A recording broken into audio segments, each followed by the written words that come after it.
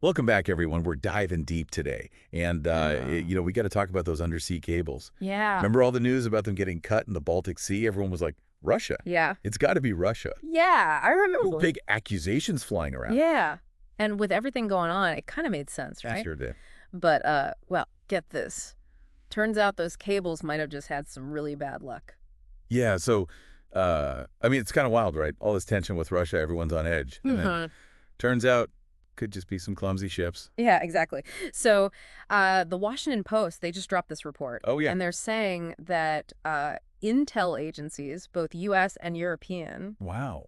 like 3 different countries worth of intel, Wow. they're all pretty sure those cables were damaged by accident. No secret agents, no underwater spies. Wow, that's a big twist. Right. So much for all the James Bond theories everyone was throwing around. I know. I had my whole conspiracy board ready to go. Oh, I bet. But so this accident thing, Yeah. it really makes you think about all the other stuff going on. Yeah, absolutely. I mean, remember all that talk about hybrid warfare? It's like, the new battlefield, right? Oh, yeah, I've heard that term thrown around. But what does it actually mean, like in real life? So imagine it like this.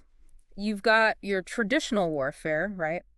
Armies, tanks, the whole 9 yards. Right. But hybrid warfare, it's more like a shadow war.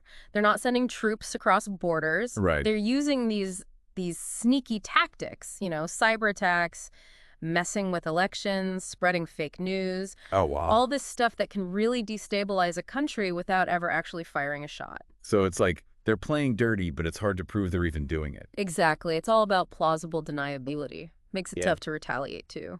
And, it's funny you mentioned Russia because Yeah. I was just reading this article in the New York Times. Yeah. And apparently, U.S. officials had to straight up warn Putin about this plan. Get this. They were going to smuggle incendiary devices onto cargo planes headed for the U.S. Incendiary devices? Are you serious? Yeah. It sounds like something out of a movie, right? It's crazy. Like straight out of Mission Impossible. Exactly. And the thing is, they think Russia might also be behind those incidents last summer. Remember when those packages just randomly caught fire in warehouses? Oh, yeah, in Germany and the UK, right? Yeah. Intelligence agencies, they're kind of connecting the dots. They haven't linked Russia to the Baltic Sea cables, but... It's suspicious timing for sure. Yeah. I mean, you have this whole pattern of disruptive activity and then, boom, key infrastructure gets damaged. Right. And even if it was an accident with the cables. It still makes you wonder, right? Yeah, it's like... Makes you think about the bigger picture. It makes you think twice about what's really going on. Exactly. Like, is everything an accident? Or some of these things deliberate? That's the whole point of hybrid warfare. It blurs the lines, makes it hard to know what's an honest mistake and what's a calculated attack. It's like they want us to be paranoid. Well, I wouldn't say paranoid, but definitely aware. We have to be more careful about jumping to conclusions, especially when it comes to international incidents like this. So basically what you're saying is, don't believe everything you read in the headlines. Pretty much. It's like, remember that old saying, there are 2 sides to every story? Well, in the world of hybrid warfare, there might be 3, 4, maybe even 5 sides to the story. So we got to be more skeptical. Definitely. Think critically and, consider all the possibilities before forming an opinion. That's a good reminder. It's easy to get swept up in the fear and the hype, but we got to stay level-headed. Absolutely.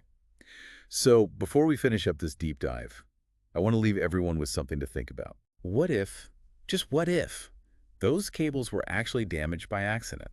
Yeah. Totally random. What does that say about all the stuff that connects our world? The internet, communication lines, all of it. That's a good question. Right? And how do we even start to protect ourselves from both those random accidents and the deliberate attacks? Especially with everything that's happening in the world right now. It's a lot to think about. Thanks for joining us on this deep dive, everyone. And remember, stay curious out there. Absolutely. Keep asking questions.